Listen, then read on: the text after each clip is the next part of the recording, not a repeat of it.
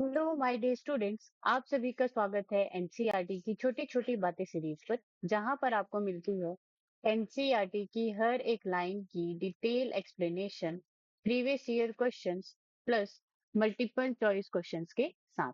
जी हाँ, मैं हूँ सरला साहू और आप देख रहे हैं gate science Sarla YouTube channel. तो चलिए शुरू करते हैं हमारा आज का लेक्चर। आज हम पढ़ने वाले हैं class 11 biology chapter 10 cell cycle and cell division. तो आज का ये हमारा थर्ड लेक्चर होने वाला है। ओके, फर्स्ट लेक्चर में हमने सेल साइकिल कंप्लीट की थी, सेकंड में M phase and significance of mitosis complete की है, एंड थर्ड लेक्चर जो कि आज का हमारा ये लास्ट लेक्चर होने वाला है इस चैप्टर का, इसमें हम meiosis and significance of meiosis plus summary of chapter को हम क्या करेंगे यहाँ पे पढ़ेंगे। यहाँ तक बात समझ में आई ना? तो आज का लेक्चर शुरू करने से पहले कुछ ध्यान देने वाली बातें ये रहेगी कि आपके पास जो है एनसीईआरटी क्या होनी चाहिए, खुली होनी चाहिए, प्लस आपके पास पेन और कॉपी होनी चाहिए ताकि आप इंपॉर्टेंट पॉइंट्स को हाईलाइट कर सके, मार्क कर सके। ठीक है। सेकंड, अगर आपको वीडियो स्लो लग रही होगी तो आप इसको 1.25x स्पीड में करके देख सकते हैं। Now, Meiosis. The production of offspring by sexual reproduction includes the fusion of two gametes. ठीक है, तो यहाँ पे ऑफस्प्रिंग का प्रोडक्शन कैसे हो रहा है? ऑफस्प्रिंग का मतलब जो न्यू ऑर्गेनिजम्स हैं, ठीक है, तो वो कैसे उनका प्रोडक्शन कैसे हो रहा है? By the sexual reproduction. ठीक है। अब ये जो सेक्सुअल रिप्रोडक्शन है, इसमें आपको फ्यूजन ऑफ टू गैमिट्स देखने को मिलता है, और वो फ्यूजन ऑफ टू गैमिट्स क्या होता है? One male gamete and female gamete, each with a complete haploid set of chromosome. और ये जो दोनों के दोनों जो गैमिट होते हैं उनमें क्या होता है? Complete haploid set of chromosome. अब यहाँ पे हैप्लॉइड सेट ऑफ क्रोमोसोम का मतलब क्या होता है? देखो, सबसे फर्स्ट लेक्चर में ही हमने haploid organism and diploid organism के बारे में क्या की थी? पढ़ाई की थी। अब ये जो हैप्लॉइड सेल्स होती हैं, तो हैप्लॉइड सेल्स में आपको वन सेट ऑफ क्रोमोसोम देखने को मिलता है, जैसे कि आपको इस इमेज में देखने को मिल रहा है। ठीक है।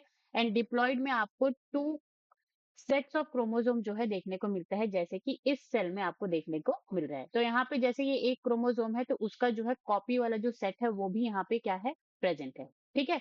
इसी तरह से जितने भी क्रोमोसोम प्रेजेंट होंगे वो क्या होंगे? उनके कॉपी, और आप कह सकते हैं टू कॉपीज या टू सेट्स ऑफ क्रोमोसोम इस तरह से प्रेजेंट होंगे डिप्लॉइड सेल्स में। और अगर हम हैप्लॉइड सेल्स की बात करें, तो यहाँ पे जो एक सेट है वो पूरा का पूरा यहाँ से क्या है? गायब है। ठीक है, तो इसीलिए हम इसको हैप्लॉइड सेट या फिर हाफ ऑफ क्रोमोसोम जो है कहते हैं। तो यहाँ तक बात समझ में आई? ओके।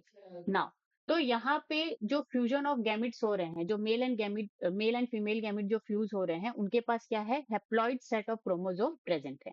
यहाँ तक बात समझ में आई? Now, gametes are formed from specialised diploid cells. तो ये जो गैमिट्स है वो स्पेशलाइज्ड डिप्लॉइड सेल से क्या होती हैं? बनती हैं।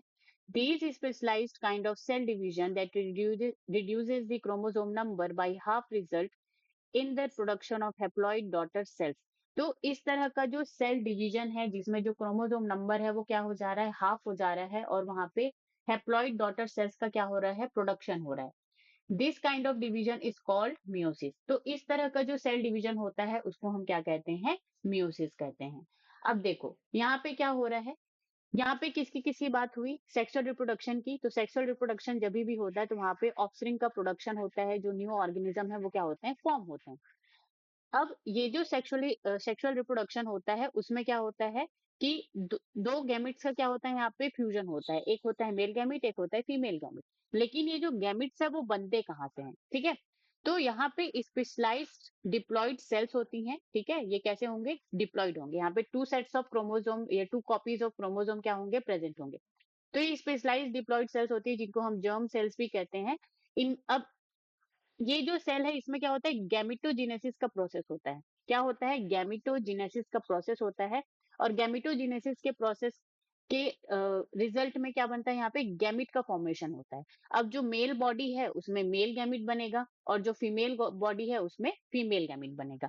और ये जो मेल गैमिट है ये भी क्या होगा? हैप्लॉइड होगा, और ये जो फीमेल गैमिट है ये भी क्या होगा? हैप्लॉइड होगा।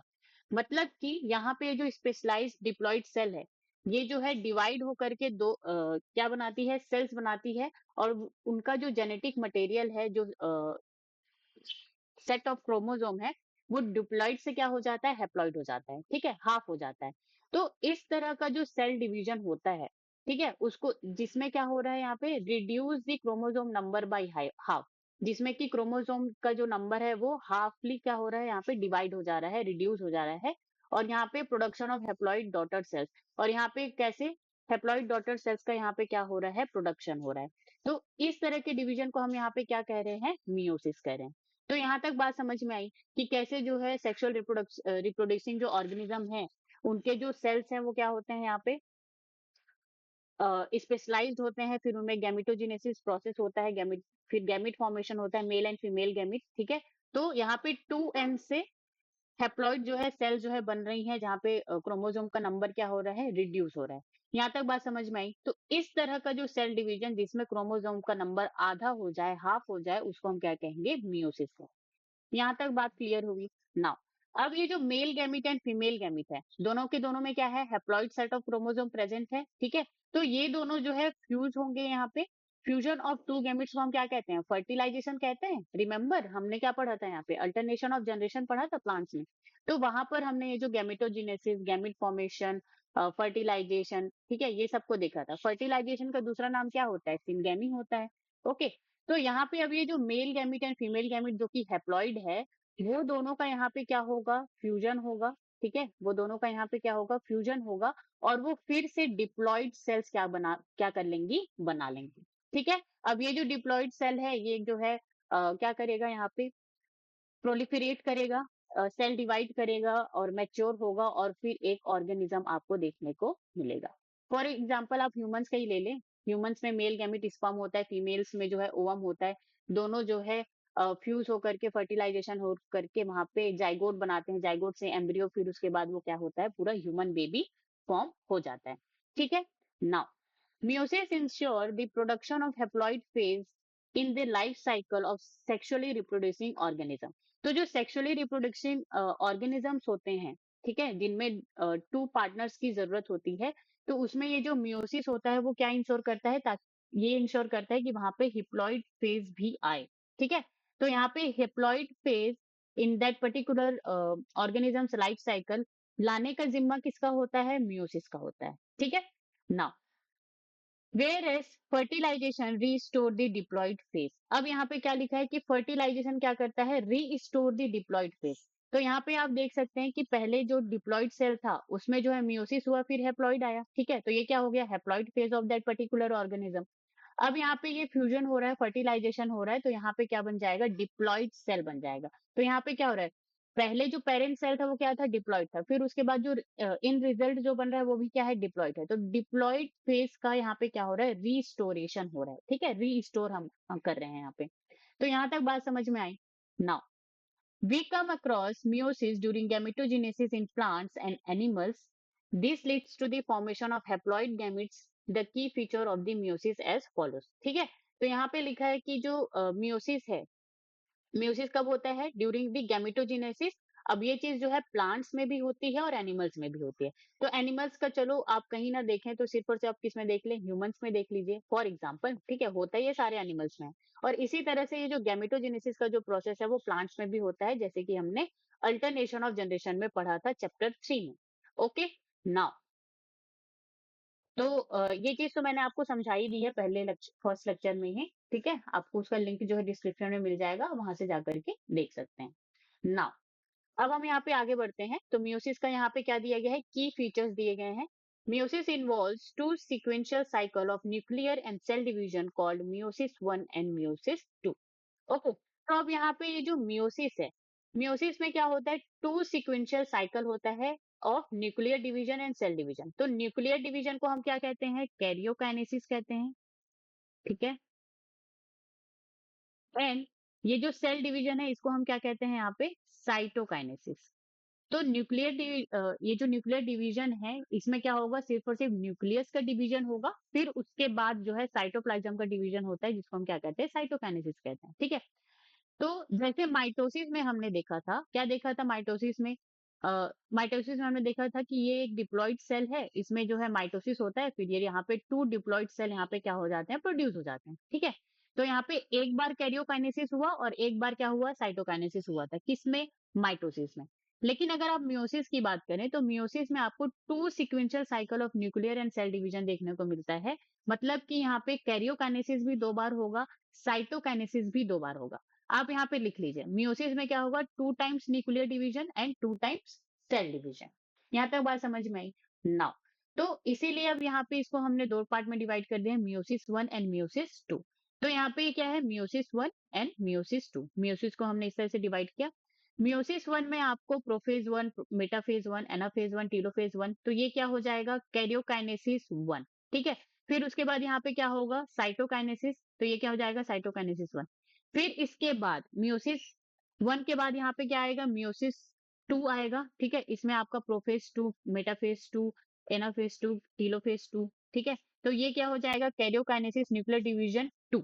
फिर उसके बाद यहाँ पे क्या होगा, साइटोकाइनेसिस हो जाएगा, तो साइटोकाइनेसिस क्या हो जाएगा, ये 2 हो जाएगा। यहाँ तक बात समझ में आई? तो मियोसिस 1 में भी कैरियोकाइनेसिस एंड साइटोकाइनेसिस हो रहा है। फिर उसके बाद मियोसिस 2 में भी यहाँ पे कैरियोकाइनेसिस यानी कि न्यूक्लियर डिवीजन एंड साइटोकाइनेसिस हो रहा है।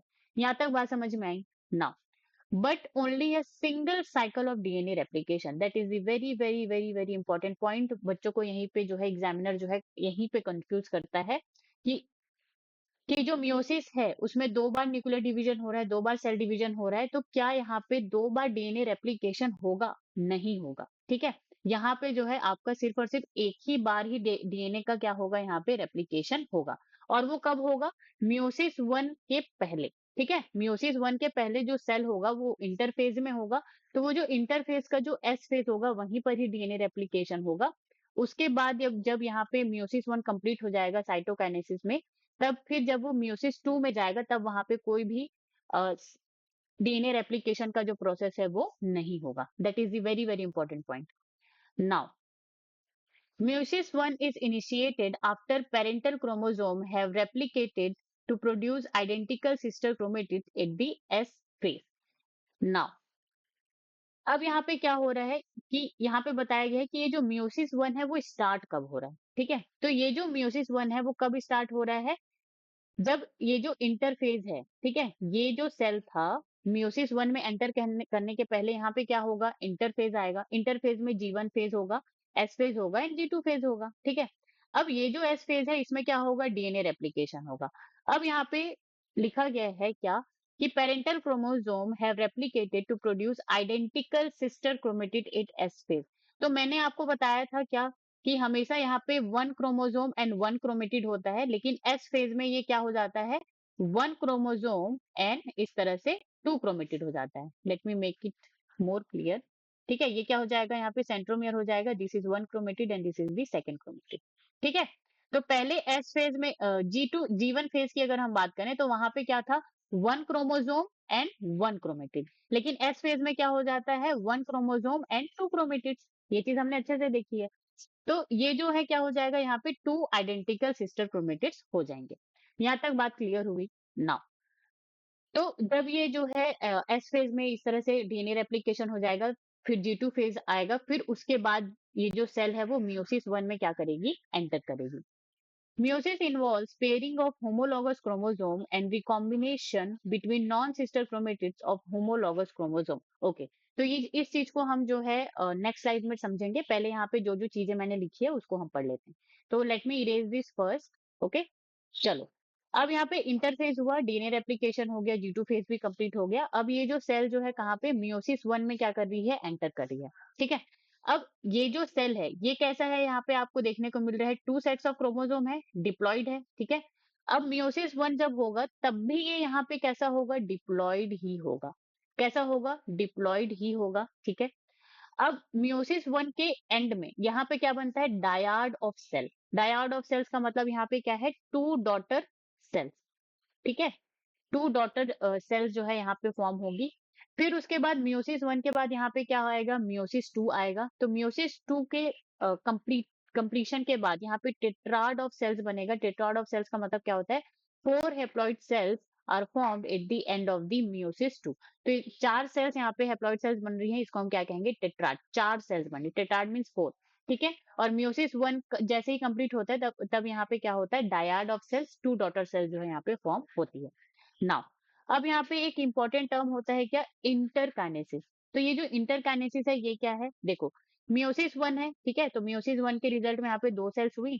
अब ये जो 2 सेल्स हैं ये भी क्या करेंगी? फिर से मियोसिस 2 में एंटर करेंगी, सेल डिवीजन में एंटर करेंगी। तो मियोसिस 2 में एंटर करने से पहले वहाँ पे थोड़ा-सा क्या होता है? समय होता है, थोड़ा-सा समय होता है। तो वो जो थोड़ा-सा समय है मियोसिस 1 एंड मियोसिस 2 के बीच का, ठीक है? वो जो थोड़ा-सा समय है मियोसिस 1 एंड मियोसिस 2 के बीच का, उसको हम क्या कहते हैं? इंटरकाइनेसिस कहते हैं। क्या कहेंगे? इंटरकाइनेसिस कहेंगे and it is the stage between 2 meiotic division, ठीक है? 2 मेयोटिक डिवीजन के बीच का ये क्या होता है? टाइम होता है, स्टेज होता है।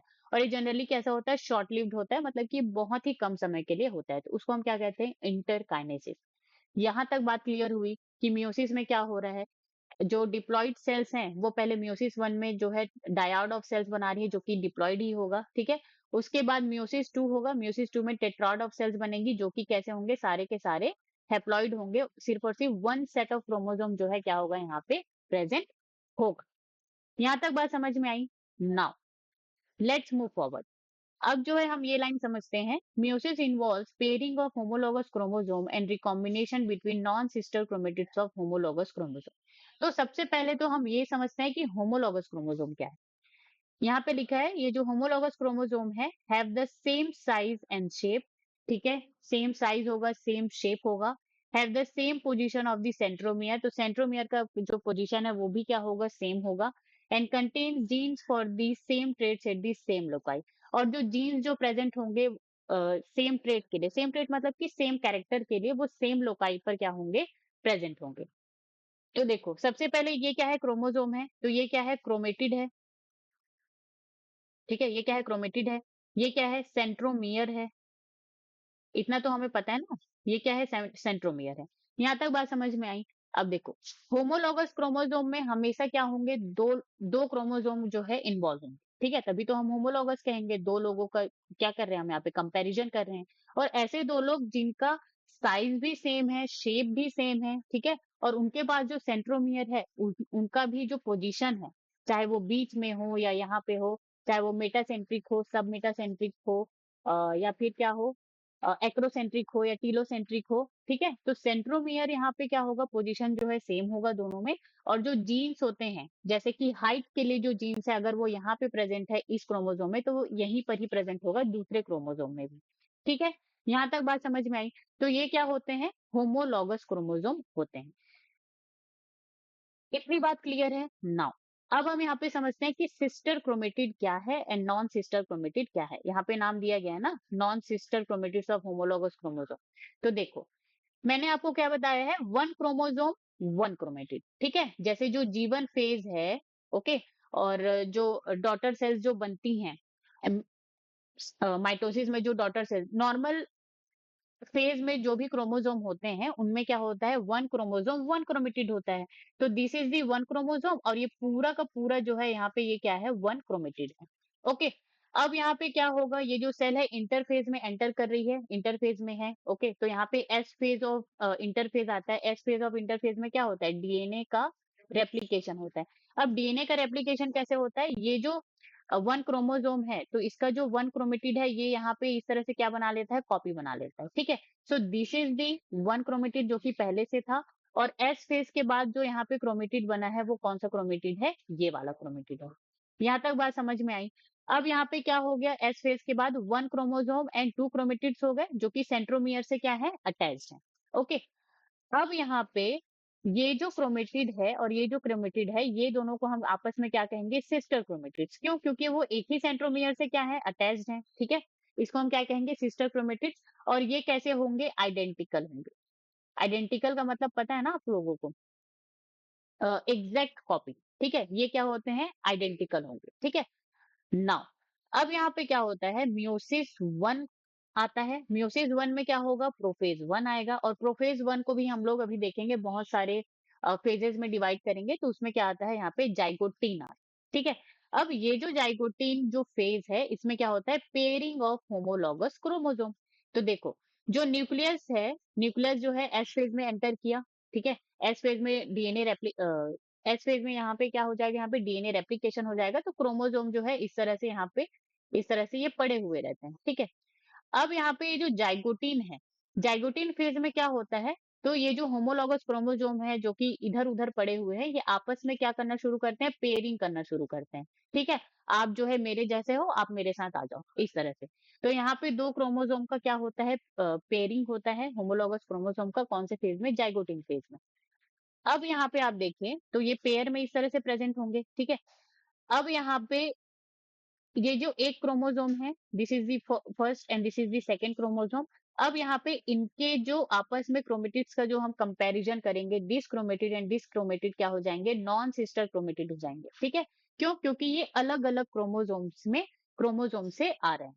तो यहाँ तक बात समझ में आई कि sister chromatid and non sister chromatid में क्या डिफरेंस है। ठीक है? एक ही क्रोमोसोम है, उसके 2 क्रोमेटिड्स है, उसको हम सिस्टर क्रोमेटिड कहेंगे। और 2 अलग-अलग क्रोमोसोम्स के अगर क्रोमेटिड्स हैं तो उसको हम नॉन सिस्टर क्रोमेटिड कहेंगे।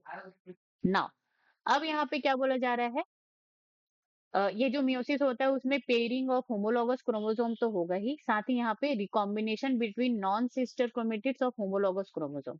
तो यहाँ पे रिकॉम्बिनेशन का प्रोसेस होता है। ठीक है? अब हम समझते हैं कि ये रिकॉम्बिनेशन होती क्या चीज है। तो रिकॉम्बिनेशन का मतलब क्या होता है, exchange of genetic material between non sister chromatids of homologous chromosome. Recombination का मतलब क्या हो जाएगा, एक्सचेंज ऑफ जेनेटिक मटेरियल, ठीक है, बिटवीन नॉन सिस्टर क्रोमेटिड्स। अब देखो, ये जैसे होमोलॉगस क्रोमोसोम यहाँ पे क्या हुए, पेयर्ड हुए। ठीक है?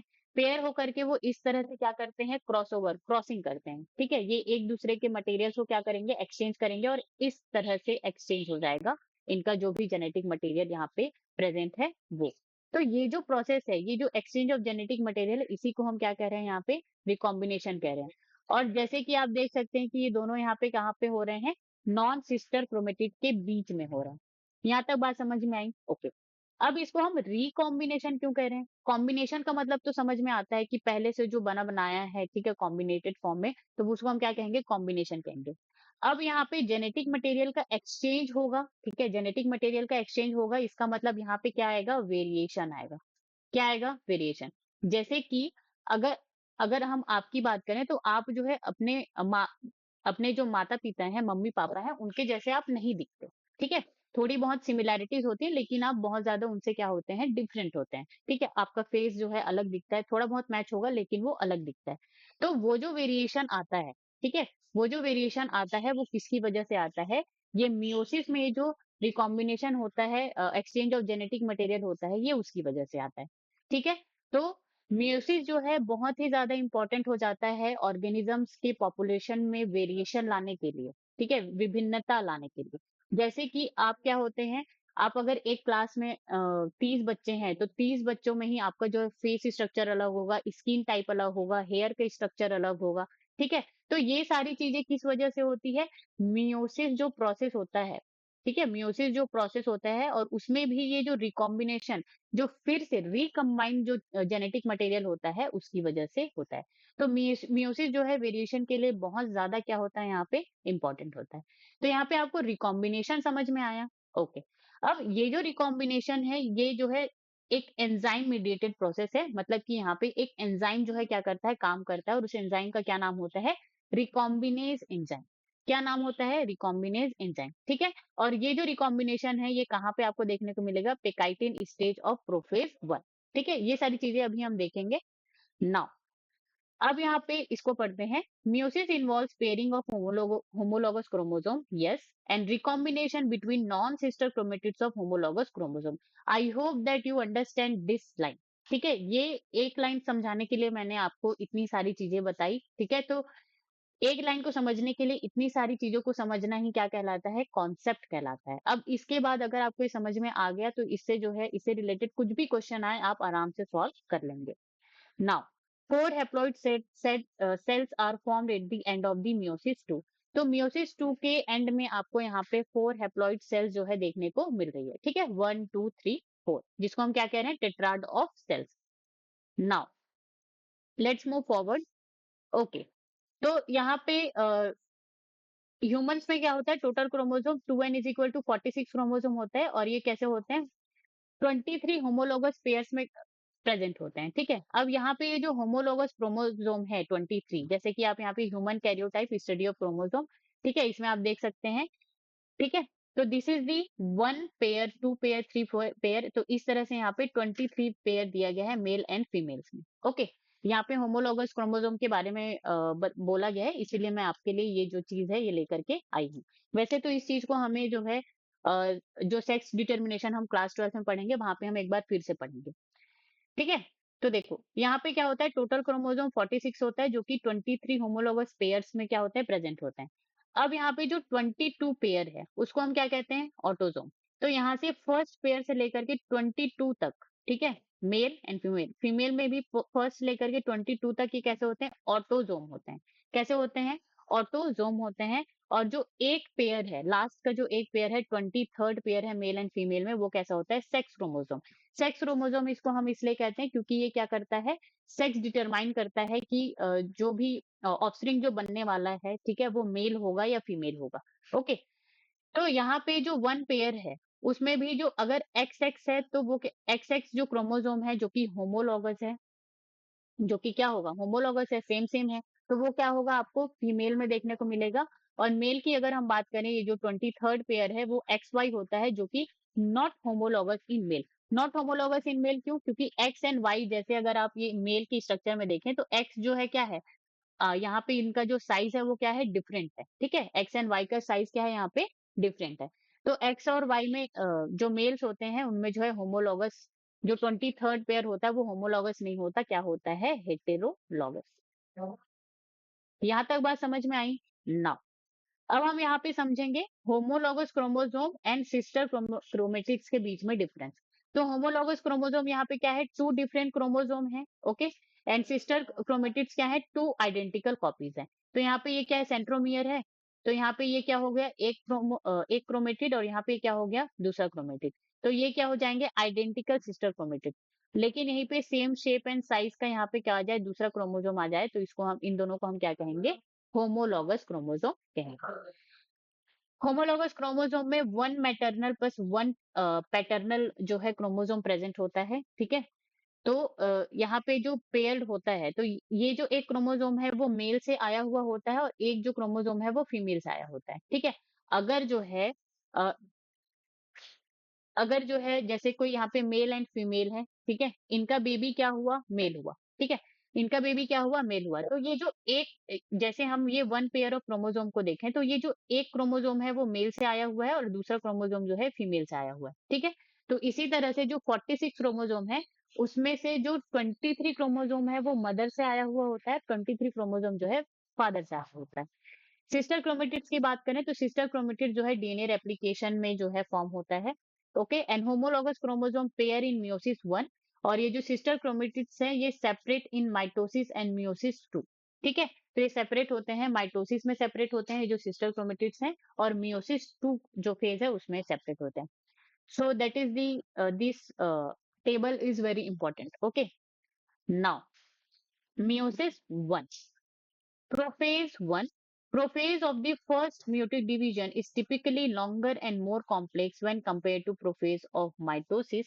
Okay, तो देखो ये जो मियोसिस 1 है, मियोसिस 1 का जो प्रोफेज 1 है, तो वो क्या होता है, फर्स्ट मियोटिक डिवीजन स्टेज है। ठीक है, first meiotic prophase is the first meiotic division है। ओके, अब यहाँ पे क्या होता है, ये टिपिकली लंबा होता है, लॉन्गर ड्यूरेशन के लिए होता है, और बहुत ज्यादा यहाँ पे जो है कॉम्प्लेक्सिटी होती है, मोर कॉम्प्लेक्स होती है। किससे कंपैरिजन कर रहे हैं हम, माइटोसिस का जो प्रोफेज है उससे हम कंपेयर कर रहे हैं। Now it has been further subdivided into following 5 phases based on the chromosomal behaviour. तो अब ये जो प्रोफेज है इसको हम 5 फेजेस में सब डिवाइड करते हैं based on the chromosomal behaviour की ये जो प्रोफेज 1 है, ठीक है, तो ये जो प्रोफेज 1 है उसमें जो क्रोमोसोम जो है वो क्या होते रहता है, चेंज होते रहता है, कुछ ना कुछ वो जो है वहां पे उसके साथ एक्टिविटी होती ही रहती है। ठीक है, तो इसीलिए हम इसको क्या कर दिए हैं, यहाँ पे अलग अलग फेज में 5 सब डिवाइडेड, प्रोफेज 1 को हमने सब डिवाइड किया है 5 फेजेस में। तो पहला है यहाँ पे लेप्टोटीन, सेकंड है यहाँ पे zygotene, pachytene, diplotene and diakinesis. ठीक है, तो यहाँ पे हम किस में डिवाइड किए, leptotene, zygotene, pachytene, diplotene and diakinesis. That is very very important. Now during leptotene stage, the chromosome become gradually visible under the light microscope. The compaction of chromosome continues through out the leptotene. Okay, तो यहाँ पे ये जो leptotene stage है, इसमें क्या होता है, जो क्रोमोसोम है उसका कंडेंसेशन होता है। जो क्रोमोसोम है उसका क्या होता है, सिर्फ और सिर्फ कंडेंसेशन होता है। कंडेंसेशन का मतलब क्या होता है, जैसे जो इंटरफेस जो न्यूक्लियस होता है, ठीक है, ये जो इंटरफेस न्यूक्लियस होता है उसमें जो है क्रोमेटीन नेटवर्क प्रेजेंट होते हैं। क्या प्रेजेंट होते हैं, क्रोमेटीन नेटवर्क प्रेजेंट होते हैं, और ये कंडेंस होकर के क्या बनाते हैं, यहाँ पे क्रोमोसोम बनाते हैं। ठीक है, तो यहाँ पे जो लेप्टोटीन स्टेज है उसमें पूरा का पूरा क्रोमोसोम कंडेंसेशन ही चलते रहता है, और यहाँ पे आपको क्रोमोसोम जो है विजिबल होने लगेगा। कहाँ पर, लाइट माइक्रोस्कोप। लाइट माइक्रोस्कोप को और हम क्या कहते हैं, कंपाउंड माइक्रोस्कोप। जो अगर आपने क्लास 10th एंड 11th में जो है लेबोरेटरी में गए होंगे, तो आपको जो है माइक्रोस्कोप जिसमें आपने जो है जो प्याज की जो झिल्ली होती है, ठीक है, जो अनियन की जो सेल मेम्ब्रेन होती है उसको आपने जो है निकाल करके देखा होगा। नॉट सेल मेम्ब्रेन, जो उसके प्याज में जो अंदर में जो झिल्ली होती है ना, पतली सी लेयर, उसको अगर आपने उसको आपने जिस माइक्रोस्कोप में देखा होगा, उस माइक्रोस्कोप का नाम क्या होता है, लाइट माइक्रोस्कोप या कंपाउंड माइक्रोस्कोप। तो लेप्टोटीन स्टेज में क्रोमोसोम वहां पे जो है विजिबल होते हैं। विजिबल होंगे लेकिन क्लियरली विजिबल नहीं होंगे, ठीक है, बट वो विजिबल होंगे। तो लेप्टोटीन में सिर्फ और सिर्फ यहाँ पे क्या हो रहा है, compaction of chromosome continuous through out the leptotene. तो लेप्टोटीन में सिर्फ और सिर्फ यहाँ पे क्रोमोसोम कंडेंसेशन ही हो रहा होगा। ठीक है, नाउ जाइगोटीन की बात करें तो यहाँ पे पेयरिंग एंड साइनेप्सिस होगा। पेकाइटिन में crossing over that recombination, okay, and start chiasmata formation. Diplotene में जो काइजमेटा है वो विजिबल होगा, वो क्लियरली विजिबल होगा। डाइकाइनेसिस की बात करें तो जो काइजमेटा है वो टर्मिनलाइज होगा और स्पिंडल जो है वहां पे फॉर्मेशन होगा। So this table is very very important. इसी तरह से जो है वो जो है मेसो कॉलम में क्वेश्चंस पूछते हैं, ठीक है, कि लेप्टोटीन में क्या होता है, जाइगोटीन में क्या होता है, पेकाइटिन में क्या होता है, इस तरह से। तो ये सारी जो नई नई नए नए जो वर्ड्स हैं इसको हम अभी समझेंगे। चलो, now this is followed by the second stage of the prophase one called zygote। ठीक है, तो वहां पे क्या था, जो लेप्टोटीन था वो फॉलोड बाय, मतलब कि लेप्टोटीन के बाद कौन आता है, second stage of prophase which is zygotene. During this stage chromosome start pairing together and this process of association called synapsis. ठीक है, तो जाइगोटीन को हम क्या कह रहे हैं, यहाँ पे पेयरिंग स्टेज कह रहे हैं। क्यों पेयरिंग स्टेज कह रहे हैं, क्योंकि यहाँ पे होमोलॉगस जो क्रोमोसोम है वो उनका क्या होता है, पेयरिंग जो है यहाँ पे होता है। ठीक है, होमोलॉगस पेयरिंग, जिसको हम क्या कहते हैं, साइनेप्सिस। तो ये जो पेयरिंग जो हो रहा है, सिर्फ और सिर्फ जो पेयरिंग हो रहा है उसी को हम क्या कह रहे हैं, यहाँ पे साइनेप्सिस कह रहे हैं। तो साइनेप्सिस क्या होगा, जो जाइगोटीन फेज है या स्टेज है उसमें जो है होमोलॉगस क्रोमोसोम जो है पेयर होते हैं, पेयरिंग होती है उनकी, उसी प्रोसेस को हम यहाँ पे क्या कहते हैं, synapsis. That is clear, okay, लिख लो आप, ठीक है, कि साइनेप्सिस क्या है।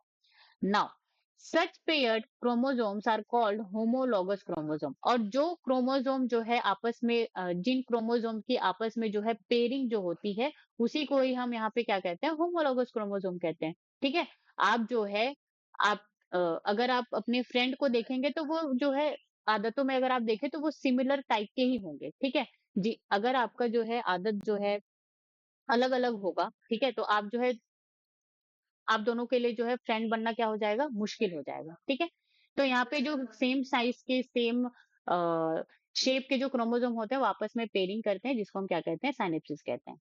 Now electron micrographs of this stage indicate that chromosome synapses is accompanied by the formation of complex structure called synaptonymal complex। तो जाइगोटीन में और क्या हो रहा है, यहाँ पे साइनेप्टोनीमल कॉम्प्लेक्स का फॉर्मेशन हो रहा है। ठीक है, क्या हो रहा है, जाइगोटीन में साइनोप्टोनिमल कॉम्प्लेक्स का फॉर्मेशन। तो यहाँ पे जो क्रोमोसोम होते हैं, तो ये जो क्रोमोसोम जो पेयर्ड हुए हैं आपस में, ठीक है, जो क्रोमोसोम यहाँ पे क्या हुए हैं, आपस में पेयर्ड हुए हैं, उनके बीच में क्या होता है, साइनेप्टोनीमल कॉम्प्लेक्स जो है फॉर्म होता है, जो कि उनको आपस में चिपकाए रखने का काम करता है। ठीक है, आपस में वो टुगेदर रखने का काम करते हैं, जैसे कि आप इस इमेज में देख रहे हैं। ठीक है, तो ऊपर में आपको ये एक क्रोमोसोम दिख रहा है, उसके नीचे आपको सेकंड क्रोमोसोम दिख रहा है, और ये दोनों आपस में आपको जो है इस तरह से चिपके हुए दिख रहे होंगे। तो यहाँ पे ये जो यहाँ पे अटैच्ड है, तो ये किसकी वजह से अटैच्ड है, साइनेप्टोनीमल कॉम्प्लेक्स की वजह से अटैच्ड है। तो ये क्या होते हैं, प्रोटीन्स वगैरह से क्या होते हैं, ये बने हुए होते हैं। Okay, The complex formed by a pair of synapsed homologous chromosome is called bivalent or tetrad. तो यहाँ पे जो साइनेप्टोनिमल कॉम्प्लेक्स से यहाँ पे जो बना है, ठीक है, दो क्रोमोसोम जो है आपस में जो है अटैच्ड है, तो उस स्ट्रक्चर को हम क्या कहते हैं, बाइवेलेंट और टेट्राड। ओके, तो यहाँ पे बाइवेलेंट किसको कह रहे हैं हम, पेयर ऑफ होमोलॉगस क्रोमोसोम। तो जो होमोलॉगस क्रोमोसोम का जो पेयरिंग है उसी को हम क्या कह रहे हैं, बाइवेलेंट कह रहे हैं, ठीक है। टेट्राड किसको कह रहे हैं, four chromatids in a bivalent chromosome, ठीक है, फोर क्रोमेटिड्स इन अ बाइवेलेंट क्रोमोसोम। तो यहाँ पे ये जो दो होमोलॉगस क्रोमोसोम है इसको मैं यहाँ पे क्या कहूंगी, बाइवेलेंट कहूंगी। टेट्राड किसको कहूंगी, this is the first chromatid, this is the second, this is the third and this is the fourth chromatid. चार क्रोमेटिड है, इसीलिए मैं इसी बाइवेलेंट क्रोमोसोम को क्या कह रही हूँ यहाँ पे, टेट्राड कह रही हूँ। यहाँ तक बात क्लियर हुई, ठीक है।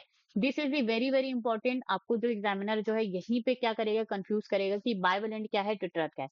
Bivalent and tetrad is the same thing, ठीक है। एक ही चीज को हम क्या कह रहे हैं, बाइवेलेंट या टेट्राड कह रहे हैं। तो बाइवेलेंट क्या हो जाएगा, जो पेयर ऑफ होमोलोगस क्रोमोसोम है उसको हम बाइवेलेंट कह देंगे, बाई मीन्स टू, ठीक है। एंड टेट्राड किसको कह देंगे, वो जो दो क्रोमोसोम में जो चार क्रोमेटिड्स प्रेजेंट है वो सबको एक साथ मैं क्या कह रही हूँ, यहाँ पे टेट्राड कह रही हूँ। Now, however, these are more clearly visible at the next stage. तो ये जो है नेक्स्ट स्टेज में जो है क्लियरली विजिबल होते हैं। The first two stages of the prophase one are relatively short lived compare to the next stage. Okay, तो अब ये जो बाइवेलेंट या टेट्राड है वो क्लियरली विजिबल किस में होगा, नेक्स्ट स्टेज में होगा, और उस नेक्स्ट स्टेज का नाम क्या है, पेकाइटिन है। यहाँ तक बात समझ में आई। ओके, अब यहाँ पे ये जो जाइगोटीन है ये भी क्या है, शॉर्ट लिव्ड है, और यहाँ पे ये जो लेप्टोटीन है ये भी क्या है, शॉर्ट लिव्ड है। मतलब कि ये बहुत कम ड्यूरेशन के लिए ही होता है। कौन कौन, ये जो लेप्टोटीन है एंड जाइगोटीन है, जहां पर आप लिखेंगे इन दोनों को आप क्या करेंगे, शॉर्ट लिव्ड कर देंगे एज कंपेयर टू पेकाइटिन, ठीक है। तो यहाँ पे ये जो पेकाइटिन है वो क्या हो जाएगा, यहाँ पे मोर मतलब कि ज्यादा ड्यूरेशन का हो जाएगा as compare to zygotene and leptotene. यहाँ तक बात क्लियर हुई। नाउ ओके, तो अब हम पेकाइटिन के बारे में पढ़ेंगे। During this stage the four chromatids of each bivalent chromosome becomes distinct and clearly appear as the tetrad. ठीक है, तो वहां पे जो भी फोर क्रोमेटिड्स थे जिसको हम क्या कह रहे हैं, टेट्राड कह रहे हैं एंड बाइवेलेंट कह रहे हैं, वो जो है यहाँ पे क्या हो जाएगा, क्लियरली विजिबल। पेकाइटिन में देखो बाइवेलेंट एंड टेट्राड का फॉर्मेशन कहाँ पे हो रहा है, जाइगोटीन में, ठीक है। बाइवेलेंट एंड टेट्राड का यहाँ पे क्या हो रहा है, फॉर्मेशन हो रहा है, लेकिन वो आपको क्लियरली विजिबल कहाँ होगा, दिखेगा कहाँ पे, पेकाइटिन में। तो ये सारी चीजें बहुत अच्छे से क्लियर होनी चाहिए। ओके, पेकाइटिन में टेट्राड या बाइवेलेंट क्या है, क्लियरली विजिबल है। Now this stage is characterised by the appearance of recombination nodules, the site at which crossing over occurs between the non-sister chromatids of the homologous chromosome. Okay, तो यहाँ पे ये जो पेकाइटिन है, ये यहाँ पे क्या होता है, रिकॉम्बिनेशन नोड्यूल जो है आपको देखने को मिलता है। ये इसका क्या है, यूनिक कैरेक्टरिस्टिक है पेकाइटिन का, कि यहाँ पे अपीयरेंस ऑफ रिकॉम्बिनेशन नोड्यूल जो है आपको देखने को मिलता है। अब ये जो रिकॉम्बिनेशन नोड्यूल्स है ये आपको देखने को मिलेगा कहाँ पे, साइट्स एट विच क्रॉसिंग ओवर अकर्स। तो जहां पे क्रॉसिंग ओवर होता है, क्रॉसिंग ओवर का मतलब क्या होता है, एक्सचेंज ऑफ जेनेटिक मटेरियल होता है नॉन सिस्टर क्रोमेटिड्स के बीच में, ठीक है, ऑफ होमोलॉगस क्रोमोसोम, वहीं पर ही आपको ये जो है रिकॉम्बिनेशन नोड्यूल जो है देखने को मिलता है, ठीक है। Now crossing over is the exchange of genetic material between two homologous chromosome. तो यहाँ पे जो है क्रॉसिंग ओवर क्या है, exchange of genetic material between two homologous chromosome. जैसे कि ये दोनों क्या है, होमोलॉगस क्रोमोसोम है, यहाँ पे इनके बीच में क्या हो रहा है, एक्सचेंज ऑफ जेनेटिक मटेरियल हो रहा है, तो इसी को मैं यहाँ पे क्या कहूंगी, क्रॉसिंग ओवर कहूंगी, ठीक है। यहाँ तक बात समझ में आई। Now, crossing over is also an enzyme-mediated process and the enzyme involved is called recombinase. तो यहाँ पे ये जो क्रॉसिंग ओवर है ये यहाँ पे एंजाइम मीडिएटेड प्रोसेस है, इसका मतलब एंजाइम प्रेजेंट होगा तभी ये जो है रिकॉम्बिनेशन जो है होगा। और ये कौन से एंजाइम के थ्रू जो है होता है, recombinase enzyme. That is the very very important point कि रिकॉम्बिनेज एंजाइम की वजह से जो है मियोसिस में रिकॉम्बिनेशन का जो प्रोसेस है या क्रॉसिंग ओवर जो है होता है, ठीक है। Now crossing over leads to the recombination of genetic material on the two chromosomes, ठीक है। तो यहाँ पे ये जो क्रॉसिंग ओवर होता है, ठीक है, तो क्रॉसिंग ओवर का रिजल्ट यहाँ पे क्या होता है कि यहाँ पे एक्सचेंज ऑफ जेनेटिक मटेरियल होता है किनके बीच में, 2 क्रोमोसोम के बीच में, जैसे कि आप यहाँ पे देख सकते हैं। ठीक है, ये जो ब्लू वाले में है उसमें ऑरेंज वाला पार्ट आ गया है, ये जो ऑरेंज वाला जो क्रोमोसोम है उसमें ब्लू वाला जो है पार्ट यहाँ पे आ गया है। तो ये क्या हो गया, exchange of genetic material. Okay, crossing over leads to the, okay, recombination of genetic material on the 2 chromosome, ये हमने पढ़ लिया। Recombination between homologous chromosome is completed by the end of the पेकाइटिंग।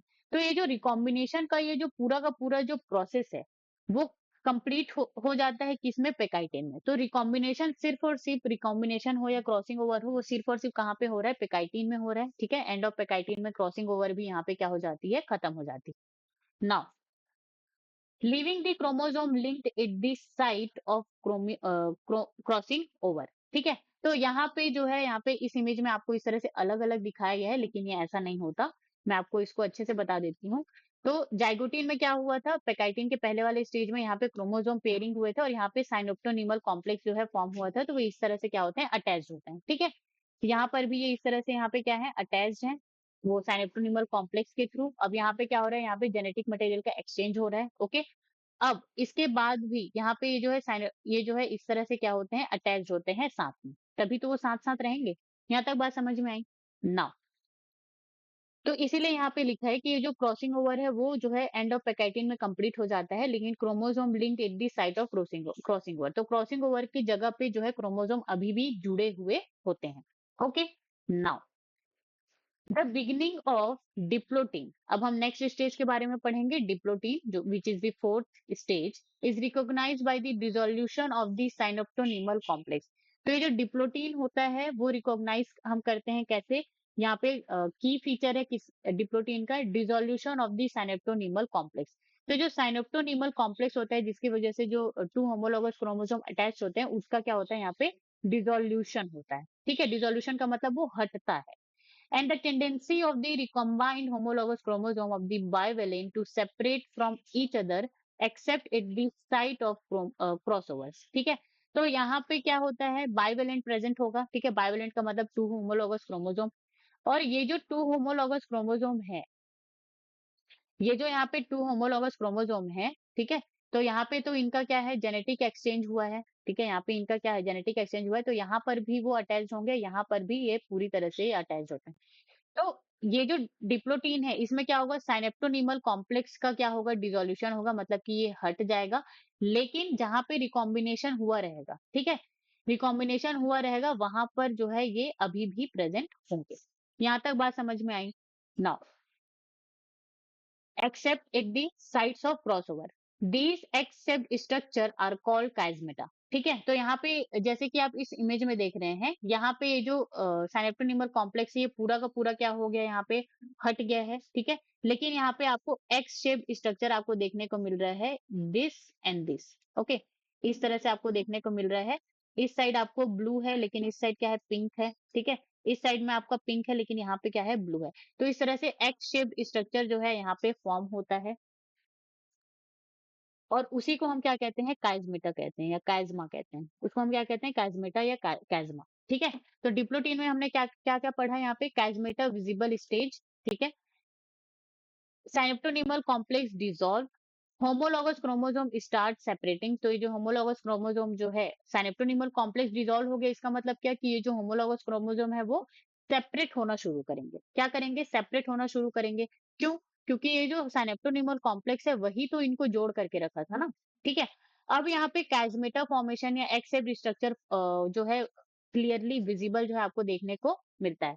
जैसे कि यहाँ पे ये जो इमेज है, ये जो इमेज है इसमें जो है यहाँ पे आपको क्या देखने को मिला, होमोलॉगस क्रोमोसोम, जो कि यहाँ पे किससे जुड़े हुए हैं, साइनेप्टोनीमल कॉम्प्लेक्स से। अब यहाँ पे रिकॉम्बिनेशन हुआ। ठीक है, रिकॉम्बिनेशन होने के बाद भी यहाँ पे इस तरह से क्या हुए रहते हैं, जुड़े हुए रहते हैं, लेकिन यहाँ पे साइनेप्टोनीमल कॉम्प्लेक्स जो है हट जाता है, तो ये दोनों क्रोमोसोम जो है अलग होने का क्या करते हैं, ट्राई करते हैं, लेकिन ये अभी भी यहाँ पे क्या होते हैं, जुड़े हुए होते हैं। ठीक है, अब यहाँ पे जुड़े हुए होते हैं, तो ये यहाँ पे ये जो इस तरह से एक्स शेप का यहाँ पे आपको देखने को स्ट्रक्चर जो है देखने को मिलता है। Let me just increase this. Okay,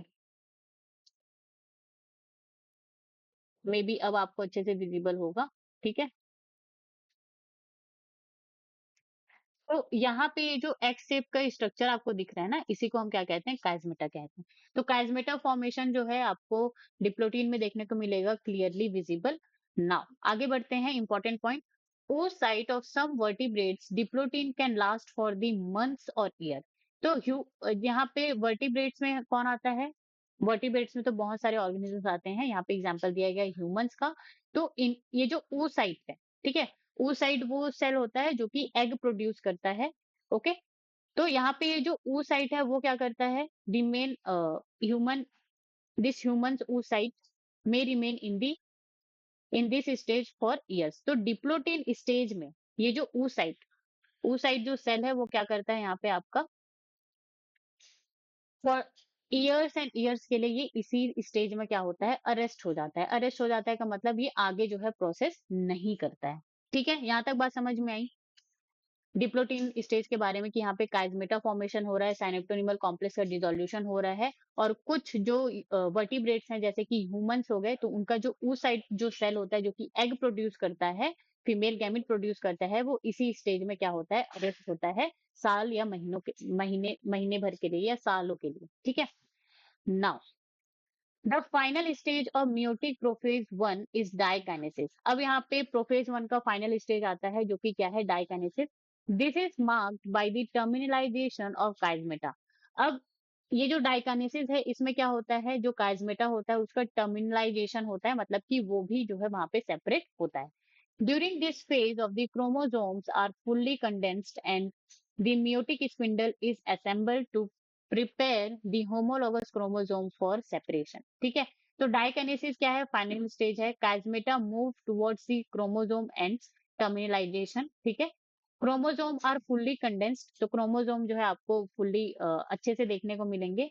अब यहाँ पे क्या होगा, न्यूक्लियर मेम्ब्रेन एंड न्यूक्लियोलस क्या हो जाएंगे, डिसअपियर हो जाएंगे, उनका भी डिजनरेशन हो जाएगा।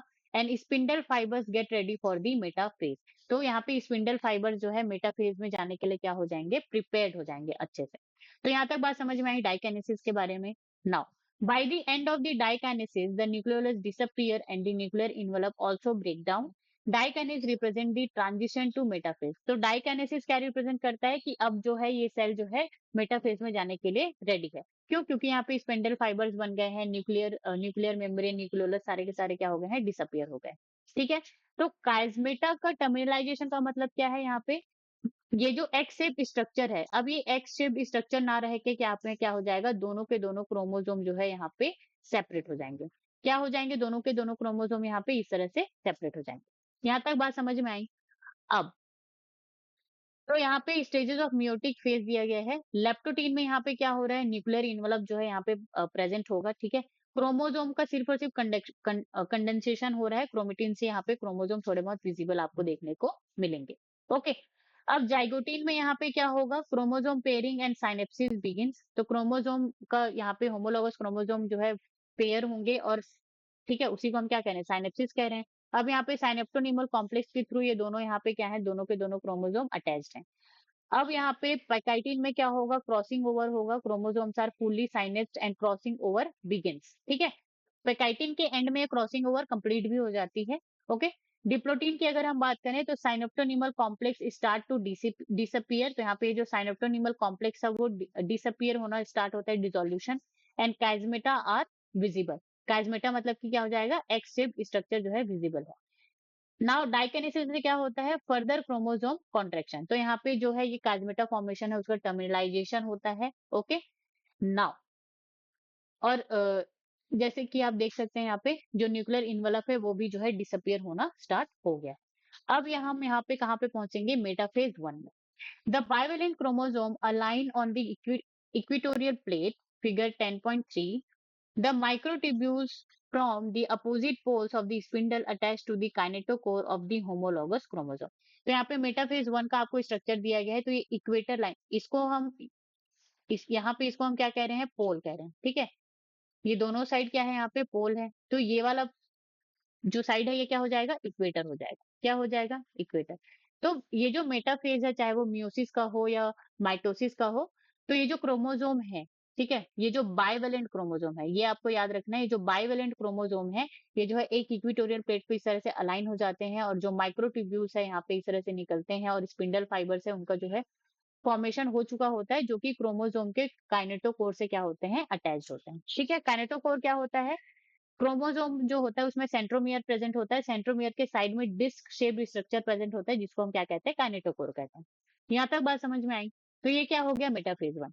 अब एनाफेज वन में क्या होता है यहाँ पे, homologous chromosome separate, that is the very very important point, while sister chromatids remain associated in their centromere। तो एनाफेज वन में क्या होता है यहाँ पे, होमोलॉगस क्रोमोसोम क्या होते हैं, सेपरेट होते हैं, ठीक है, और जबकि ये जो सिस्टर क्रोमेटिड्स है वो आपस में जुड़े हुए ही होते हैं। तो देखो, एनाफेज वन में क्या हो रहा है, जो यहाँ पे होमोलॉगस क्रोमोसोम जो थे इस तरह से 4 जो क्रोमोसोम थे, ठीक है, तो ये जो है अब अलग अलग क्या हो जाएंगे, सेपरेट हो जाएंगे, ठीक है, लेकिन जो सिस्टर क्रोमेटिड्स है वो अभी भी क्या होंगे, साथ में होंगे। तो यहाँ पे ध्यान देने वाली बात ये है कि यहाँ पे सेंट्रोमियर डू नॉट स्प्लिट, तो सेंट्रोमियर यहाँ पे स्प्लिट नहीं होता है, सिर्फ और सिर्फ जो होमोलॉगस क्रोमोसोम है, जो बाइवेलेंट यहाँ पे बना था, वही जो है यहाँ पे क्या हो रहा है, सेपरेट हो रहा है, ठीक है। तो ये जो बाइवेलेंट क्रोमोसोम है, तो एक क्रोमोसोम जो है इस पोल पे चला जाएगा और दूसरा क्रोमोसोम जो है इस पोल पर चला जाएगा। यहाँ तक बात क्लियर हुई। एनाफेज वन, एनाफेज वन में होमोलॉगस क्रोमोसोम सेपरेट होते हैं, यहाँ पे सेंट्रोमियर जो है स्प्लिट नहीं होता है, ठीक है। और अब सेंट्रोमियर स्प्लिट नहीं होता है तो जो आइडेंटिकल जो सिस्टर क्रोमेटिड्स है वो एसोसिएटेड ही रहती हैं, ठीक है। टेलोphase 1, the nuclear membrane and nucleolus reappear cytokinesis follows this is called as dyad of cells। ठीक है, तो यहाँ पे टेलोphase 1 में क्या हो रहा है, न्यूक्लियर मेम्ब्रेन एंड न्यूक्लियोलस क्या हो जाते हैं, रीअपियर। तो न्यूक्लियर मेम्ब्रेन एंड न्यूक्लियोलस जो है थोड़े टाइम के लिए यहाँ पे फिर से रीअपियर हो जाते हैं, ठीक है। फिर उसके बाद यहाँ पे साइटोकाइनेसिस का जो प्रोसेस होता है, साइटोप्लाज्म का जो डिवीजन है वो होता है, ओके। नाउ, और जो साइटोकाइनेसिस का के जो डिवीजन से जो सेल्स बनती हैं उसको हम क्या कहते हैं, डायड ऑफ सेल्स कहते हैं, फिगर 10.3। जैसे कि हम यहाँ पे देख सकते हैं stages of meiosis one. So this is the prophase one. Metaphase one में यहाँ पे जो है स्पिंडल फाइबर जो है काइनेटोकोर से क्या होंगे, अटैच्ड होंगे, और जो क्रोमोसोम है वो इक्वेटोरियल प्लेट पे क्या होंगे, अरेंज होंगे। फिर उसके बाद यहाँ पे आता है क्या, एनाफेज वन। एनाफेज वन में होमोलॉगस जो क्रोमोसोम है उनका क्या होगा, सेपरेशन होगा, ये यहाँ पे आप लिख लीजिए। लेकिन जो क्रोमेटिड्स हैं, जो सिस्टर क्रोमेटिड हैं, वो जो है अभी भी क्या होंगे, एसोसिएटेड होंगे, ठीक है। और जो सेंट्रोमियर है एनाफेज में, सेंट्रोमियर जो है यहाँ पे स्प्लिट नहीं हो रहा है, that is the very very important point, ठीक है। नाउ अब इसके बाद यहाँ पे क्या आएगा, टीलोफेज वन आएगा। टीलोफेज वन में जो न्यूक्लियस है, न्यूक्लियर मेम्ब्रेन है, वो फिर से थोड़े समय के लिए रीअपियर हो जाएंगे, ठीक है। यहाँ तक आपको बात समझ में आई? नाउ अब यहाँ पे क्या होगा, although in many cases chromosome do undergo some dispersion, they do not reach the extremely extended state of interphase nucleus। तो यहाँ पे क्या होता है, जैसे ही टीलोफेज में जो है साइटोकाइनेसिस होता है, उसके बाद अब इनको किस में एंटर करना है, मियोसिस टू में एंटर करना है। तो यहाँ पे वो फुल्ली इंटरफेज न्यूक्लियस में कन्वर्ट नहीं होते, ठीक है। तो यहाँ पे जो क्रोमोसोम है वो थोड़े बहुत जो है आपको डिस्पर्स जो है देखने को मिलेंगे, इनकी जो आइडेंटिटी थोड़ी बहुत लूज हो गई है ऐसी आपको देखने को मिलेगी, लेकिन वो पूरी तरह से जो है क्रोमेटिन नेटवर्क में चेंज नहीं हो जाते, ठीक है। जैसे कि इंटरफेज न्यूक्लियस में क्या था, ये जो क्रोमोसोम थे वो इस तरह से नेटवर्क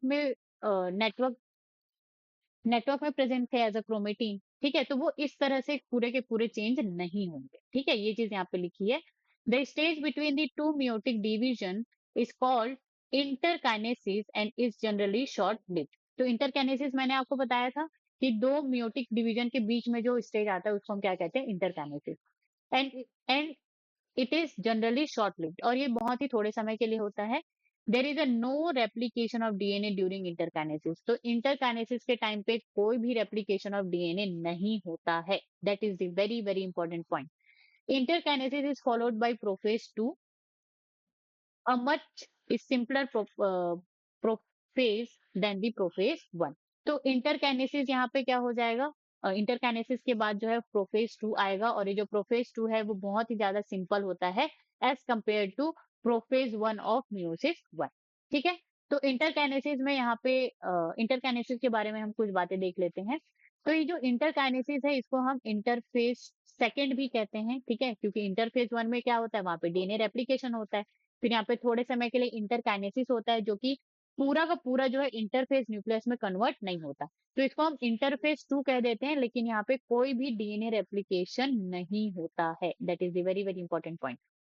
ओके, ये जो इंटरकाइनेसिस है इसको हम रेस्टिंग स्टेज भी कह सकते हैं between meiosis 1 and meiosis 2, occurs after meiosis 1 before meiosis 2। तो इंटरकाइनेसिस जो है after meiosis 1 and before meiosis 2 जो है आपको देखने को मिलेगा। क्रोमोसोम में slightly decondense but stay duplicated. तो क्रोमोसोम जो है यहाँ पे थोड़े बहुत डीकंडेंस्ड हो जाएंगे, ठीक है, लेकिन वो डुप्लीकेटेड ही रहेंगे। न्यूक्लियर मेम्ब्रेन एंड न्यूक्लियोलस में टेम्पररी रीअपियर। तो यहाँ पे न्यूक्लियर मेम्ब्रेन और न्यूक्लियोलस जो है डिसअपियर हो गए थे, वो थोड़े समय के लिए यहाँ पे टेम्पररी जो है रीअपियर होंगे। It is shorter than the interphase of mitosis. तो इंटरफेज ऑफ जो माइटोसिस था उससे ये क्या होता है, बहुत ही शॉर्टर होता है, शॉर्ट ड्यूरेशन का होता है। Sets the cell up for meiosis 2 which is like mitosis. और सेल को ये मियोसिस 2 के लिए क्या करता है, प्रिपेयर करता है। ओके, तो this is all about the interkinesis. Now अब हम यहाँ पे आगे बढ़ते हैं मियोसिस 2 पे, ठीक है। तो मियोसिस 1 हुआ, मियोसिस 1 के बाद अब ये मियोसिस 2 में जा रहा है। उसके पहले यहाँ पे थोड़ा सा समय बचता है, उसको वो क्या कह रहे हैं, यहाँ पे इंटरकाइनेसिस कह रहे हैं, जहां पे डीएनए रेप्लिकेशन नहीं होता है। Okay, now prophase 2, meiosis 2 is initiated immediately after cytokinesis. तो जैसे ही यहाँ पे साइटोकाइनेसिस होता है वैसे ही क्या होता है, जो मियोसिस 2 है वो स्टार्ट हो जाता है, usually before the chromosome have fully elongated. ठीक है, इस तो मियोसिस 2 जो है यहाँ पे इमीडिएट स्टार्ट क्यों होता है साइटोकाइनेसिस से, ताकि जो क्रोमोसोम है वो फुल्ली इलोंगेटेड ना हो जाए, वो फिर से डीकंडेंस ना हो जाए। In contrast to meiosis 1, meiosis 2 resembles a normal mitosis. ठीक है, तो यहाँ पे अगर आप कहें कि माइटोसिस एंड मियोसिस 2 जो है एक जैसा होता है, तो that is the very very क्या हो जाएगा, सिंपल थिंग। ओके, यहाँ पे meiosis 2 is equal to normal mitosis. लेकिन हम मियोसिस 1 की बात करें तो मियोसिस 1 और माइटोसिस जो है बहुत ही अलग चीज हो जाएगी। ठीक है, now the nuclear membrane disappears bye the end of the prophase 2। ठीक है, तो यहाँ पे जो प्रोफेज 2 होता है उसमें जो न्यूक्लियर मेम्ब्रेन है वो क्या हो जाएगा, फिर से डिसअपियर हो जाएगा। The chromosome again become compact. Okay, तो यहाँ पे जो टीलोफेज में थोड़े समय के लिए, नॉट टीलोफेज में, यहाँ पे जो इंटरकाइनेसिस के टाइम पे, ठीक है, थोड़े समय के लिए जो न्यूक्लियर एंड न्यूक्लियोलस जो है रीअपियर हुए थे, वो प्रोफेज 2 के एंड में फिर से क्या हो जाएंगे, वहां पे डिसअपियर हो जाएंगे। और क्रोमोसोम फिर से जो थोड़े बहुत डीकंडेंस होना चालू हो गए थे, वो कैसे हो जाएंगे, फिर से कॉम्पैक्ट हो जाएंगे। ठीक है, कॉम्पैक्ट का मतलब आपको अच्छे से क्रोमोसोम का स्ट्रक्चर देखने को मिलेगा।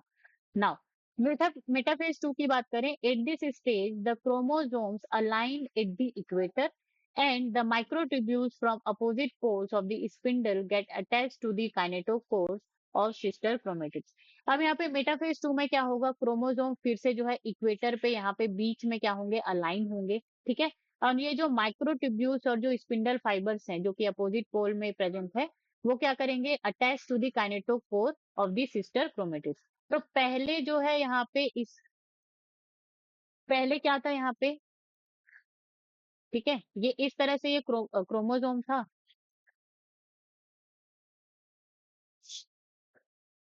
ठीक है, ये इस तरह से यहाँ पे क्या था, क्रोमोसोम था। ठीक है, chromosome 1 and chromosome 2।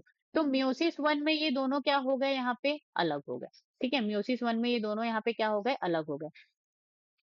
Okay, let me just erase this and make you understand. ठीक है, तो यहाँ पे क्या थे, ये क्या है, क्रोमोसोम है। ठीक है, तो मियोसिस 1 में जो है, मियोसिस 1 में जो है यहाँ पे क्या हुआ, क्रॉसिंग ओवर हुआ, एक्सचेंज ऑफ जेनेटिक मटेरियल। ठीक है, अब मियोसिस 1 में यहाँ पे मियोसिस 1 के रिजल्ट में अगर हम देखें तो यहाँ पे ये क्या हो जाएंगे, ये जो दोनों होमोलॉगस क्रोमोसोम है उनका जो है मियोसिस 1 में क्या हुआ, सेपरेशन। अब ये जो मियोसिस 2 है, क्या है, मियोसिस 2 है, इसमें जो ये जो क्रोमेटिड्स है ना, ठीक है, उसका क्या होगा यहाँ पे? सेपरेशन होगा। उसका क्या होगा यहाँ पे? सेपरेशन होगा। ठीक है? यहाँ तक बात समझ में आई? क्या हो रहा है यहाँ पे? कि अब जो है इसमें क्या होगा, ये जो क्रोमेटिड्स है, सिस्टर क्रोमेटिड है, उनका सेपरेशन होगा। तो यहाँ पे ये जो माइक्रोट्यूब्यूल, मेटाफेज में ये जो माइक्रोट्यूब्यूल और स्पिंडल फाइबर है, वो किसके काइनेटोकोर से अटैच्ड होंगे? ये जो सिस्टर क्रोमेटिड्स हैं, उनके काइनेटोकोर से क्या होंगे? अटैच्ड होंगे। ओके? एनाफेज 2 की बात करें, it begins with the simultaneous splitting of the centromere of each chromosome which was holding the sister chromatids together. अब यहाँ पे ये जो सेंट्रोमियर है, इसका क्या होगा? यहाँ पे स्प्लिट होगा, नॉट लाइक दिस। ओके, अब यहाँ पे ये जो सेंट्रोमियर है, इसका यहाँ पे क्या होगा? स्प्लिट होगा, और स्प्लिट होकर के ये क्या होंगे? अलग, ये इस पोल में भागेगा, ये इस पोल में भागेगा, और इस तरह से दो सेल में जो है एक एक जो जो सिस्टर क्रोमेटिड्स हैं, वो क्या हो जाएंगी? सेपरेट हो जाएंगी। ठीक है? तो यहाँ पे जो एनाफेज 2 है, इसमें सेंट्रोमियर का क्या हो रहा है? यहाँ पे स्प्लिट हो रहा है, ब्रेकडाउन हो रहा है, जबकि एनाफेज 1 में जो है सेंट्रोमियर का जो स्प्लिट है, वो नहीं हो रहा था। ठीक है? Now allowing them to move towards the opposite pole of the cell by shortening of microtubules attached to the kinetochores. तो यहाँ पे एनाफेज जो एनाफेज 2 है, उसमें शॉर्टनिंग ऑफ माइक्रोट्यूब्यूल्स होते हैं। क्यों?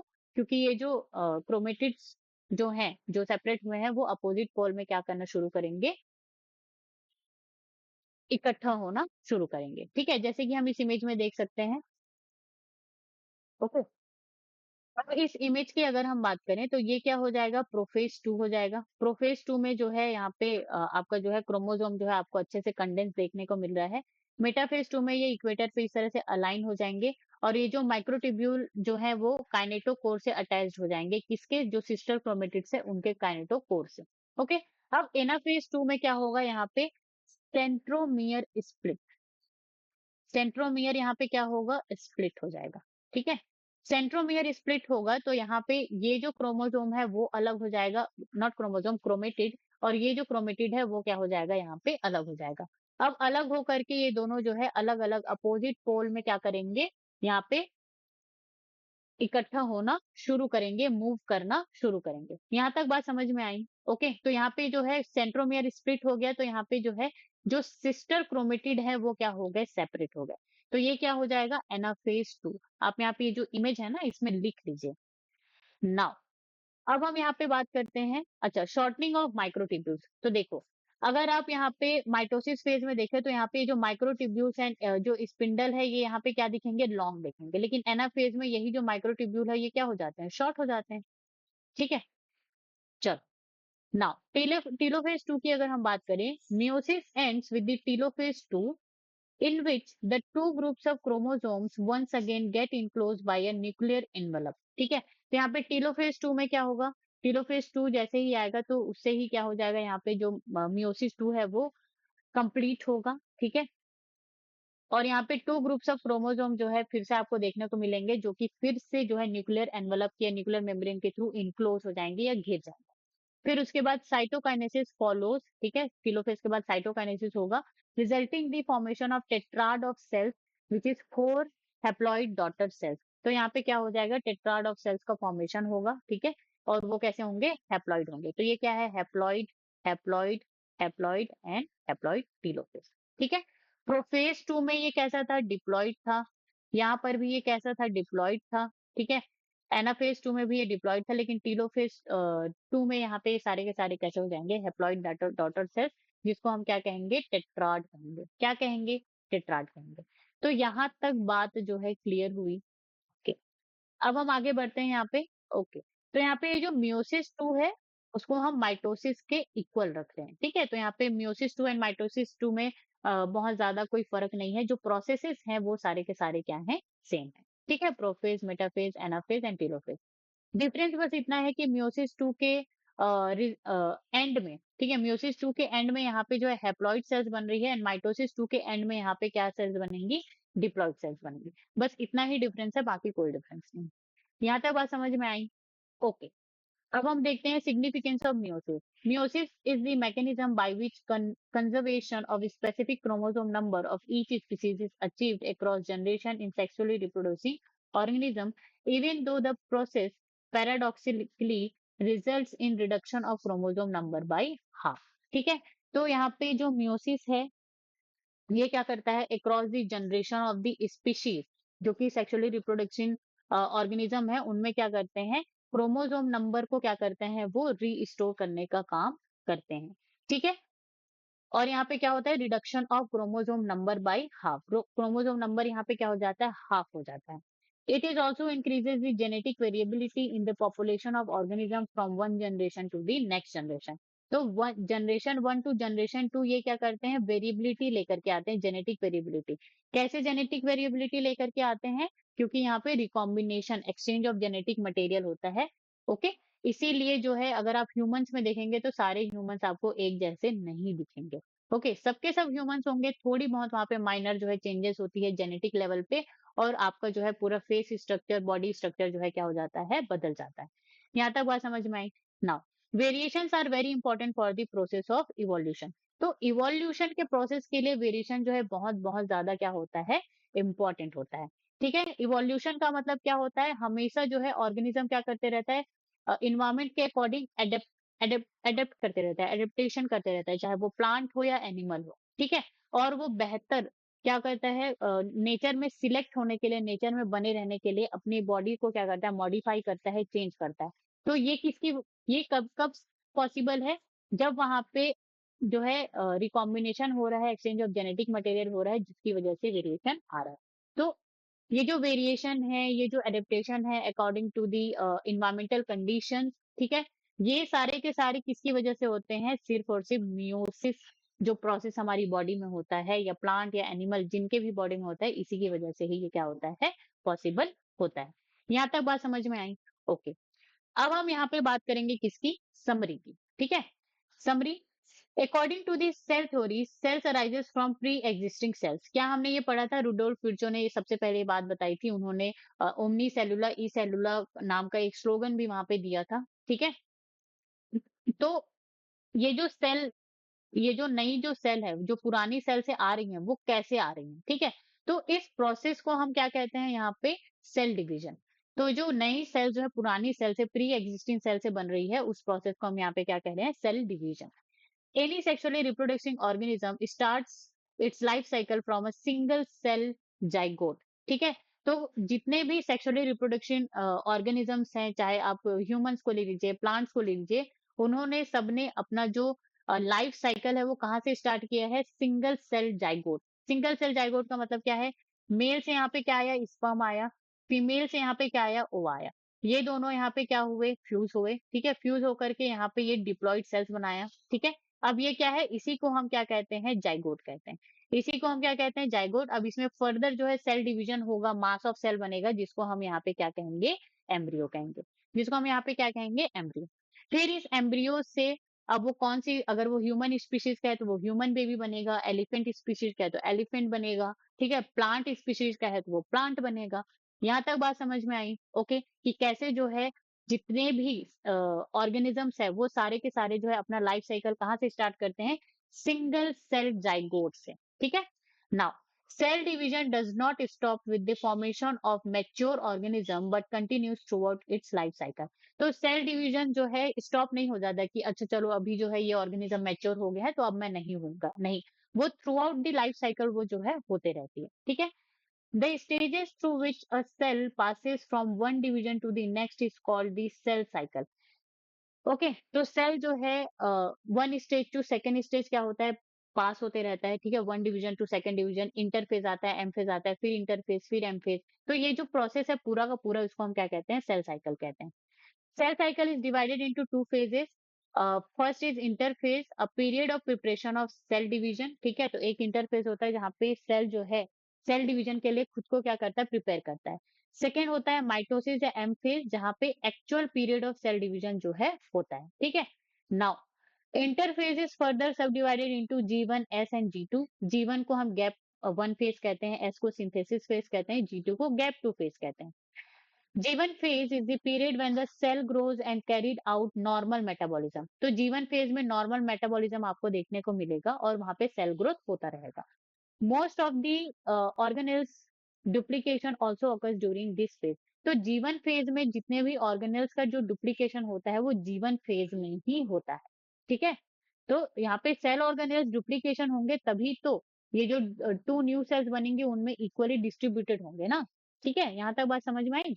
Okay, now S phase marks the phase of DNA replication and chromosome duplication. अब यहाँ पे जो S phase सिंथेसिस फेज आता है तो वहां पे यूनिक फीचर क्या है कि वहां पे डीएनए रेप्लिकेशन या फिर क्रोमोसोम डुप्लीकेशन होता है। Now G2 phase is the period of cytoplasmic growth. तो G2 फेज में जो है साइटोप्लाज्मिक ग्रोथ जो है होता है वहां पे। Mitosis is also divided into 4 stages. तो माइटोसिस यहाँ पे 4 स्टेजेस में क्या करते हैं, इसको डिवाइड करते हैं। ठीक है, namely prophase, metaphase, anaphase and telophase. तो माइटोसिस को हम ये चारों फेज में क्या करते हैं, डिवाइड करते हैं। Chromosome condensation occur during prophase. तो प्रोफेज में क्रोमोसोम कंडेंस होता है, क्रोमेटिन से क्रोमोसोम फॉर्म होता है। ओके, simultaneously the centriole move to the opposite poles. और यहीं पे प्रोफेज में क्या होता है, जो सेंट्रियोल है, सेंट्रियोल कहाँ पे डुप्लीकेट होता है, एस फेज में डुप्लीकेट होता है वो, कि जो क्या करता है अपोजिट पोल के तरफ जो है मूव करना स्टार्ट करता है। Nuclear envelope and the nucleolus disappear and the spindle fibres start appearing. ठीक है, तो यहाँ पे जो न्यूक्लियर इनवलप है, न्यूक्लियोलस है, वो डिसअपियर हो जाते हैं प्रोफेज में। एंड जो स्पिंडल फाइबर्स हैं वो फिर से अपीयरिंग, फिर से जो है दिखने को आपको मिलते हैं। ठीक है, फॉर्म होते हैं। तो ये हो गई प्रोफेज की बात। अब हम मेटाफेज की बात करते हैं। Metaphase is marked by the alignment of the chromosome at the equatorial plate. Okay. And during anaphase, the centromere divided and the chromatid start moving towards the two opposite poles. ठीक है, अब यहाँ पे metaphase में chromosome align हो जाएंगे equatorial plate पे, और जो स्पिंडल फाइबर्स, ठीक है, जो कि प्रोफेज में ही बन गए थे, वो जो है अटैच्ड होंगे कहाँ से, क्रोमोसोम के काइनेटोकोर से। फिर उसके बाद एनाफेज आएगा जिसमें सेंट्रोमियर स्प्लिट होगा, डिवाइड होगा। ठीक है, सेंट्रोमियर स्प्लिट होगा, डिवाइड होगा, एंड क्रोमेटिड्स जो है अलग होकर के दो अलग अलग पोल की तरफ मूव करना स्टार्ट करेंगे। Once the chromatid reach the two poles, the chromosomal elongation start nucleolus and the nuclear membrane reappear. ठीक है, तो यहाँ पे जैसे ही ये जो क्रोमोसोम है वो कहाँ पे पहुंच जाते हैं, पोल पर पहुंच जाते हैं, तभी जो जो न्यूक्लियर मेम्ब्रेन जो है फिर से बनना जो है स्टार्ट हो जाती है। ठीक है, this stage is called telophase. Nuclear division is then followed by the cytoplasmic division and called cytokinesis. फिर न्यूक्लियर डिवीजन के बाद यहाँ पे क्या होता है, साइटोप्लाज्मिक डिवीजन होता है जिसको हम साइटोकाइनेसिस कहते हैं। Mitosis thus is the equational division in which the chromosome number of parent is conserved in the daughter cell. ठीक है, तो यहाँ पे ये 2n जो है इनका 2n जो है क्रोमोसोम यहाँ पे जेनेटिक मटेरियल प्रेजेंट होता है, ये डिवाइड होकर के ये इक्वली जो है यहाँ पे डिस्ट्रीब्यूट हो जाता है। तो इसीलिए यहाँ पे लिखा है कि ये जो पेरेंट सेल जो है यहाँ पे क्या होता है, जो chromosome number in parent cell है वो कंजर्व होता है डॉटर सेल्स में, और इनका जो जेनेटिक मटेरियल होता है वो कैसा होता है, आइडेंटिकल होता है। तो इसीलिए ये पेरेंट सेल और ये जो डॉटर सेल्स हैं, ये दोनों के दोनों कैसे होंगे, आइडेंटिकल होंगे, सेम टू सेम होंगे, एग्जैक्ट कॉपी। लेकिन मियोसिस में ऐसा नहीं होगा, क्यों? क्योंकि वहां पे जो 2n है उसका जो है जेनेटिक मटेरियल कुछ और है, लेकिन यहाँ पे पूरे प्रोसेस में यहाँ पे रिकॉम्बिनेशन हो गया है, फिर से जेनेटिक मटेरियल का कॉम्बिनेशन बन गया है, तो वो जो जो भी सेल्स बनेंगी वो वहां पे आइडेंटिकल नहीं होंगी। ठीक है, चलो।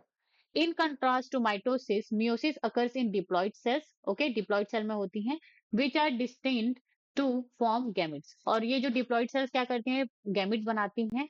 It is called the reduction division since it reduces the chromosome number by half while making the gametes. तो ये चीज हमने आज ही देखी।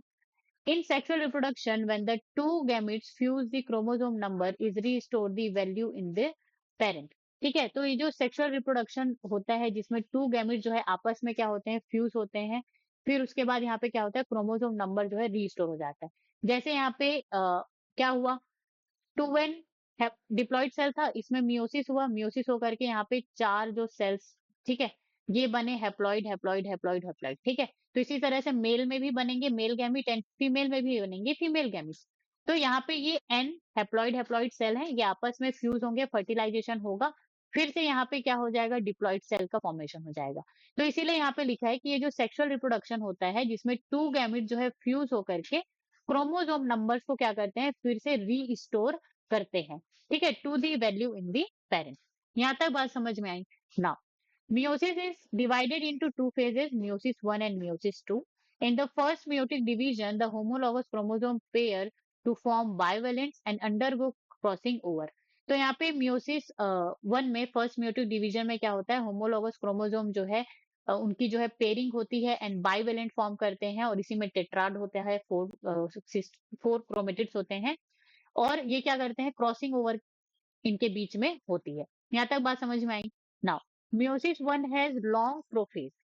म्यूसिस 1 में लॉन्ग प्रोफेज है जिसको हमने 5 स्टेजेस में और क्या किया है, डिवाइड किया है। ठीक है, leptotene, zygotene, pachytene, diplotene and diakinesis. During metaphase 1 bivalent arrange on the equatorial plate. तो मेटाफेज 1 में क्या हो रहा था, इक्वेटोरियल प्लेट पे अरेंज हो गए थे chromosome. This is followed by the anaphase 1 which homologous chromosome move to the opposite pole. तो यहाँ पे एनाफेज 1 में क्या हो रहा है, होमोलॉगस क्रोमोसोम जो है सेपरेट हो रहे हैं। सेंट्रोमियर यहाँ पे स्प्लिट या सेपरेट नहीं हो रहा है। Okay. Now, each pole receive half of the chromosome number of the parent cell. अब हर पोल पे जो है half of the chromosome number जो है पहुंच गया है. In telophase 1, the nuclear membrane and nucleolus reappear. अब telophase 1 में nuclear membrane and nucleolus जो है फिर से reappear होते हैं and meiosis 2 is similar to mitosis. और meiosis 2 जो है similar होता है mitosis से. That is very very important point. During anaphase 2, the sister chromatids reappear, not reappear. During anaphase 2 the sister chromatids separate. अब anaphase 2 में यहाँ पे sister chromatids separate हो रहे हैं, इसका मतलब यहाँ पे जो सेंट्रोमियर है वो क्या हो रहा है, सेपरेट हो रहा है या डिवाइड हो रहा है। यहाँ तक बात समझ में आई? Now thus at the end of the meiosis 4 haploid cells are formed. अब यहाँ पे 4 haploid cells यहाँ पे क्या हो जाते हैं, फॉर्म हो जाते हैं। ठीक है, अब यहाँ पे एक लाइन है क्या कि ईच पोल पे एनाफेज, ईच पोल पे यहाँ पे क्या हो रहा है, each pole receive the half of the chromosome number of the parent cell. तो जैसे हम मियोसिस 1 की हम यहाँ पे बात करेंगे, ठीक है, मियोसिस 1 की अगर हम बात करेंगे यहाँ पे तो प्रोफेज 1 है, प्रोफेज 1 में यहाँ पे डिप्लॉइड सेल है, डिप्लॉइड सेल है। अब यहाँ पे क्या हो रहा है, लेट मी रेज दिस। अब यहाँ पे क्या हो रहा है, होमोलॉगस क्रोमोसोम क्या हो रहा है यहाँ पे, अलग अलग सेपरेट होकर के इस तरह से ये क्या हो रहे हैं, अटैच हो रहे हैं।